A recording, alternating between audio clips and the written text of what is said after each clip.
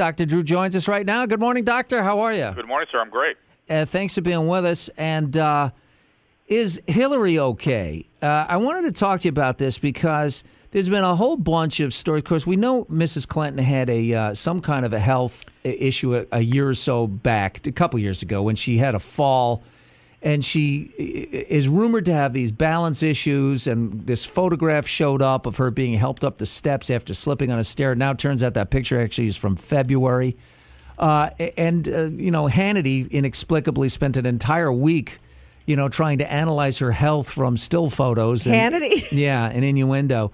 But I wanted to get your take on this because, first of all, is it fair for us to be making health evaluations based on images that we see in the media? Because, if a camera was on me, I trip and stumble all the time. Me too. Yeah, I'm very concerned about people, journalists and people with no medical training, even discussing this issue. They need to bring physicians in.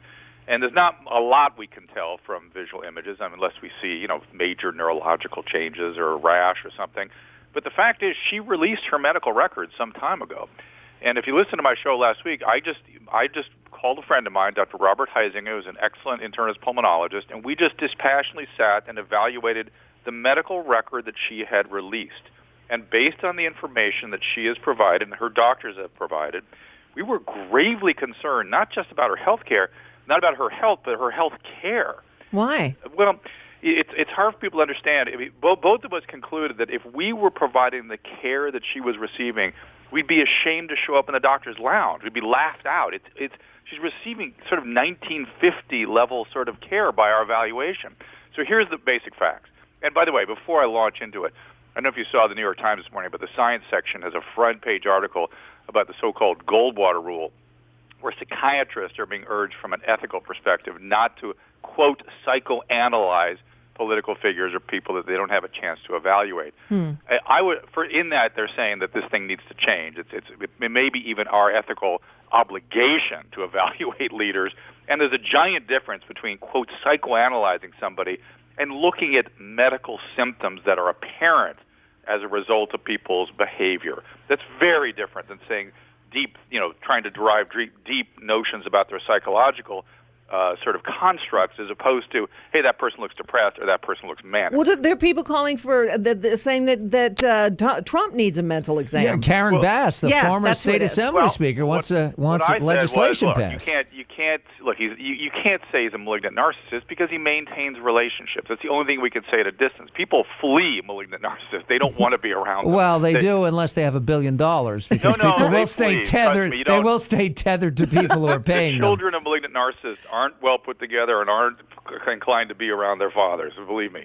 But he does have pressured speech, and he has trouble editing his speech, and he seems to have boundless energy, and he says he only sleeps 4 hours a night. Mm-hmm. Well, I don't know Mr. Trump, but if I were adding that score up, I'd say, that's hypomania. Maybe he's got a little hypomanic stuff going on. And by the way, this article in the New York Times points this out too. All these things we say are not pure pejoratives. If somebody were the president, I kind of want them to be hypomanic because the problem is the risk is they could flip into mania or say things they shouldn't say, as we're sort of seeing here. But let's go back to Hillary. So we took a look at her record, and here are the basic facts. She had 2 episodes of what's called deep venous thrombosis, common problem, blood clots in the leg. She also has hypothyroidism. Now, she's being treated for hypothyroidism with something called armor thyroid, which is very unconventional and something that we used to use back in the 60s. And both he and I went, that's weird. And by the way, wow, armor thyroid sometimes has some weird side effects. Oh, well, okay. So she goes on Coumadin. That's weird because Coumadin really isn't even used anymore. Now we use Eliquis or Xarelto, things like this. Certainly the presidential candidate would get one of the newer anticoagulants. Then she falls, hits her head, and as a complication of that has something called a transverse sinus thrombosis. This is an exceedingly rare clot. I've only seen one of these in my career, which is a clot in the collecting system for the cerebral spinal fluid. And it essentially guarantees that somebody has something wrong with their coagulation system. Well, she's had 2 clots, a transverse sinus thrombosis. What's wrong with her coagulation system? Has that been evaluated? And oh, by the way, armor thyroid, associated rarely with hypercoagulability. So the very medicine the doctors are using may be causing this problem, and they're using an old-fashioned medicine to treat it. What is going on with her health care? It's bizarre. I got to tell you, look, maybe they have reasons, but at a distance, it looks bizarre. We're talking with, of course, Dr. Drew, who is heard every day on this very radio station and on HLN on your TVs, and you can follow him on Twitter at Dr. Drew. You know, the medical history of presidents is something that we only have recently started to get into. The reality is that most presidential health crises were hidden from the public. I mean, famously, Grover Cleveland had cancer surgery on his jaw on a boat in New York Harbor. How about Wilson? Had a stroke, right? And they basically just kept him in the White House, and his wife ran the country for 2 years. That's right. So you know, this is a new phenomenon. For that matter, FDR, most Americans didn't realize FDR suffered from polio. Well, and once they're president, there seems to be generally at least a standard of care that is maintained. But for our senators and the congressmen and judges and political candidates, there's no objective standard. We have no reassurances of them getting even moderate care. They get what they get, and it just seems to he and I that there ought to be some sort of standard for people that are going to lead the country or are going to be making these important decisions. This, again, Hillary may be fine with all of this. I mean, it's dangerous and it's concerning, but you can see. And by the way, there are two other things that gravely concerned us.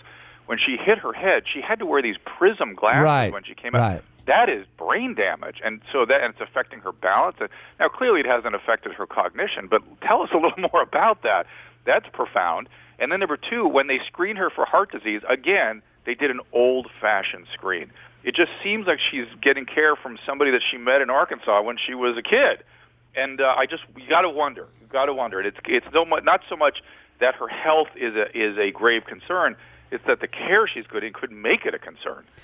Well, it's fascinating, and I know that, you know, there's a whole industry that has arisen out of analysis of people that, you know, by proxy, if you will, or it's medical analysis and even psychological analysis. Well, and from my perspective, you know, I definitely agree that we shouldn't be doing deep analytical, you know, concluding anything except sort of saying, in cases like this, and here's how we'd evaluate it, and here's our concerns. It's hard to conclude anything. It's, by the way, even harder to say that that's a liability as opposed to an asset, whatever particular condition we're looking at.